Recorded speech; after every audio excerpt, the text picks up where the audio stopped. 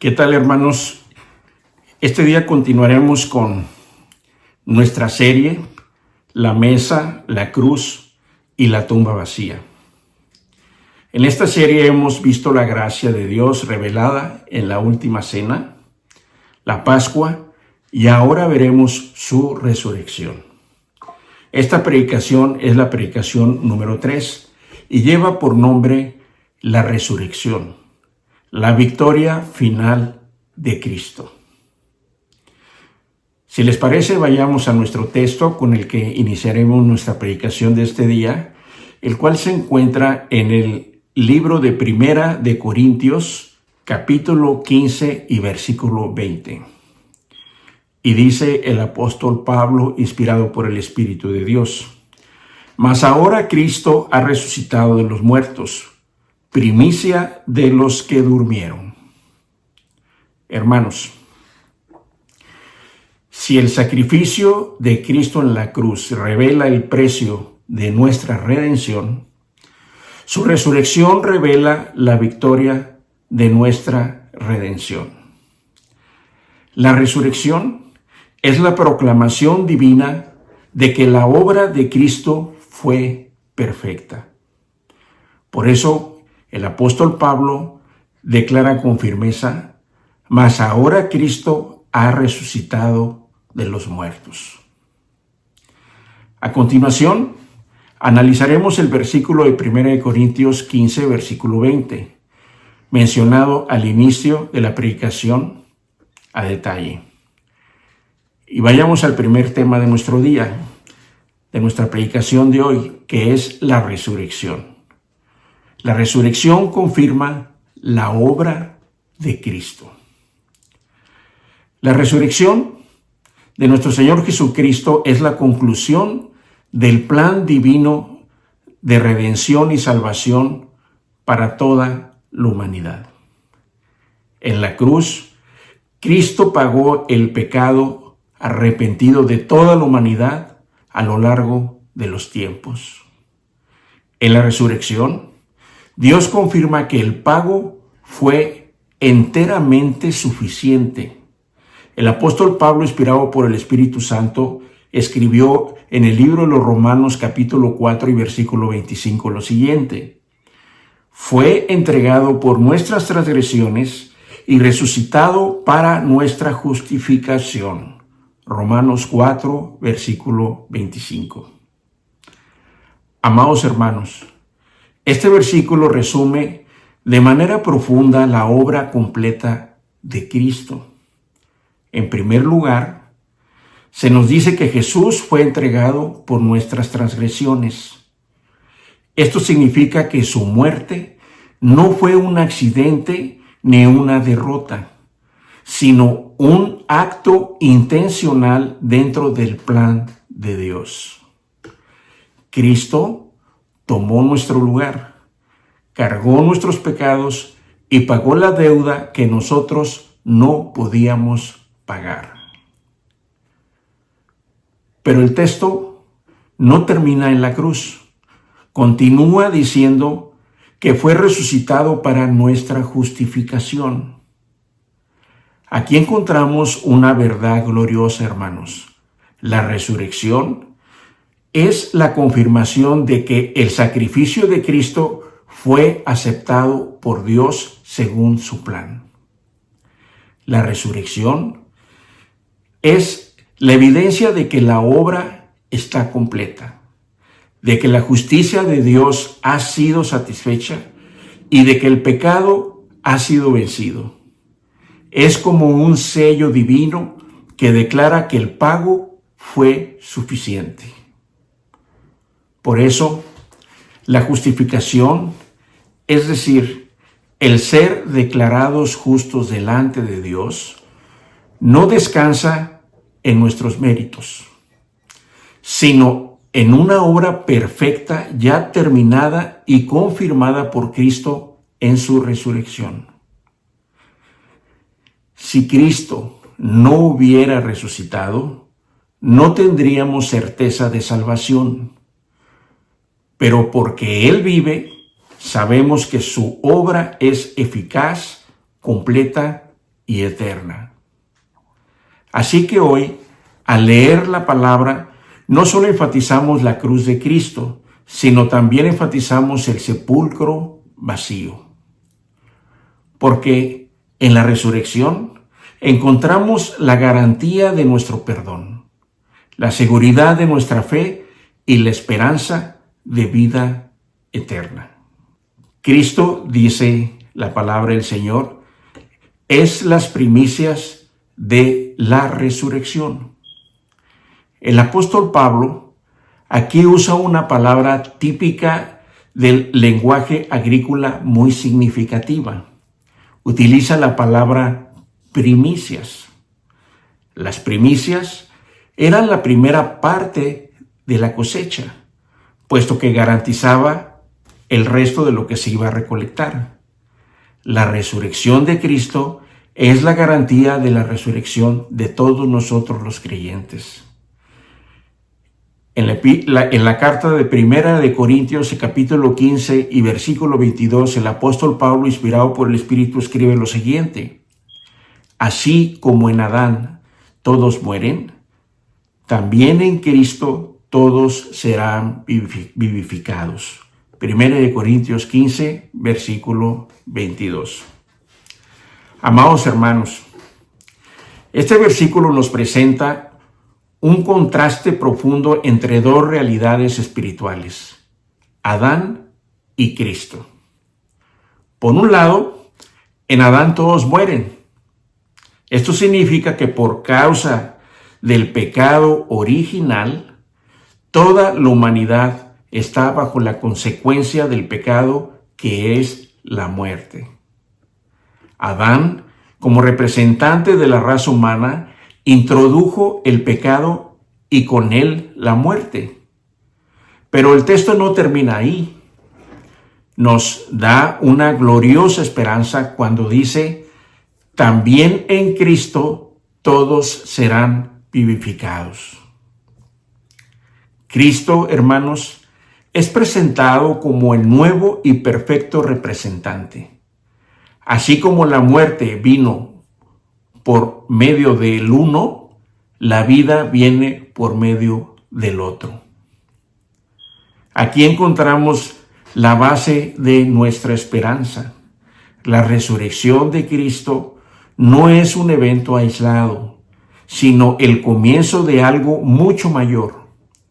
Su resurrección es la garantía de que aquellos que están en Él también resucitarán. Porque Cristo vive, nosotros también viviremos. Su victoria sobre la muerte asegura nuestra futura resurrección. Él no solo venció a la muerte para sí mismo, sino para todos los que le pertenecemos. Por tanto, amados hermanos, este versículo nos enseña que la muerte no es definitiva para el creyente. En Cristo, la vida triunfa sobre el reino de la muerte. Y así como Él resucitó, nosotros también seremos levantados en gloria. Esta, hermanos, es nuestra esperanza. Es nuestra esperanza firme que nuestra unión con Cristo nos asegura no solo el perdón de pecados arrepentidos, sino también la vida eterna y la resurrección futura. Lo que ocurrió con Cristo ocurrirá con todos los que están a Él unidos por la fe. La resurrección no es solamente una doctrina futura, es una promesa segura. La resurrección también, por otro lado, transforma la vida presente del discípulo. El apóstol Pablo concluye con una exhortación piadosa en 1 Corintios 15, versículo 58.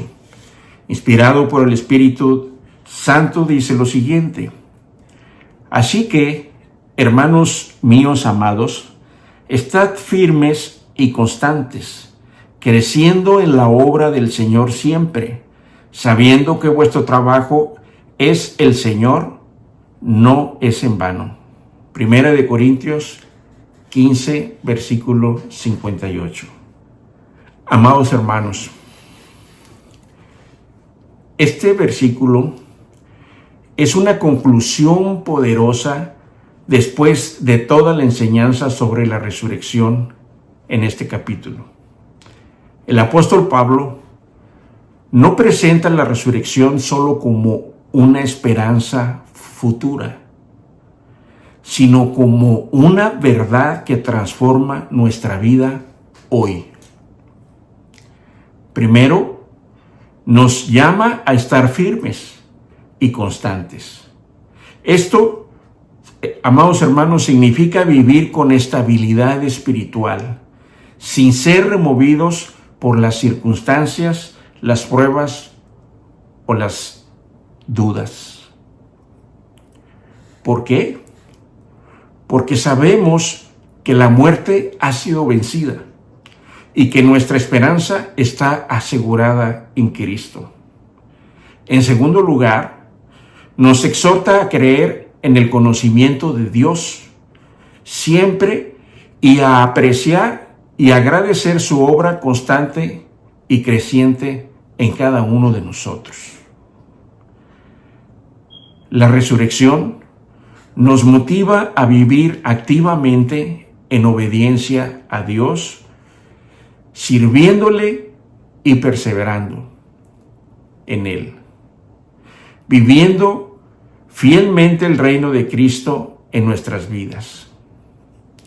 No se trata de una fe pasiva, sino de una vida entregada en obediencia a Cristo, negándonos a nosotros mismos a cada momento. Y finalmente, nos da una certeza: el servicio en obediencia al Señor nunca será en vano, pues es la confirmación de una vida auténticamente cristiana. Nada de lo que hacemos para Dios, según su voluntad, se pierde.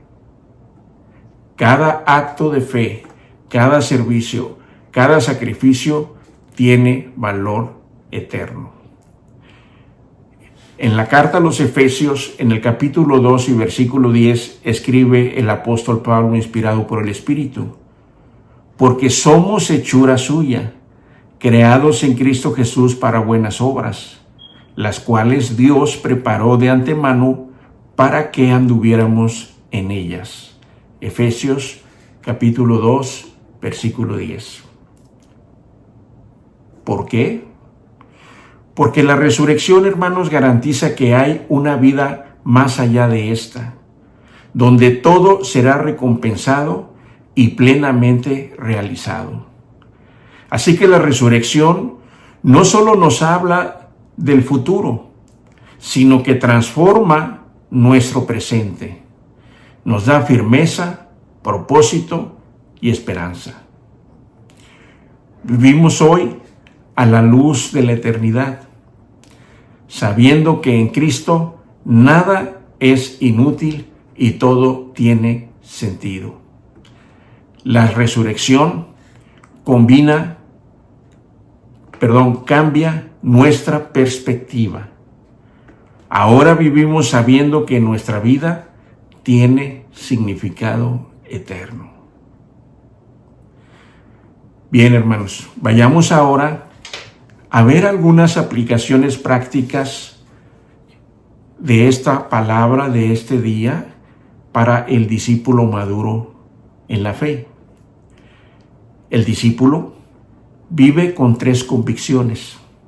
La primera, con una esperanza frente a la muerte. La muerte ya no es definitiva para nosotros los que creemos en Cristo. Segundo, valentía espiritual. Nos da una valentía espiritual. Los creyentes podemos ahora vivir libres de temores. Y tercera, una perseverancia en la fe. Ahora nosotros podemos vivir con nuestra atención puesta en Cristo y en su reino. Cierro con lo siguiente, amados hermanos, esta serie de 3 predicaciones que lleva por nombre La mesa, la cruz y la tumba vacía. Amados hermanos, cuando contemplamos estas 3 realidades gloriosas, la mesa, la cruz y la tumba vacía, estamos contemplando los símbolos más representativos del Evangelio. En la mesa vimos al Salvador entregándose voluntariamente. En la cruz vimos al Cordero cargando el pecado arrepentido de la humanidad. Y en la tumba vacía vimos la proclamación gloriosa de que la muerte ha sido derrotada. La historia humana comenzó en un jardín donde entró el pecado al corazón del hombre y por tanto la muerte. Pero la historia de la redención culmina en un sepulcro abierto donde la muerte fue vencida. Cristo, hermanos, entró en la oscuridad de la tumba, pero se levantó como el vencedor. La muerte lo recibió como prisionero, pero él se levantó como un rey divino. Por eso el apóstol Pablo, inspirado por el Espíritu, escribe en 1 Corintios 15, versículo 55, lo siguiente: ¿Dónde está, oh muerte, tu aguijón? ¿Dónde, oh sepulcro, tu victoria? 1 Corintios 15, versículo 55. Porque el aguijón de la muerte era el pecado, y Cristo cargó ese pecado en la cruz por todos nosotros. La condenación que pesaba sobre nosotros fue puesta sobre Cristo al morir. La deuda que no podíamos pagar fue cancelada por su sangre, con su sangre.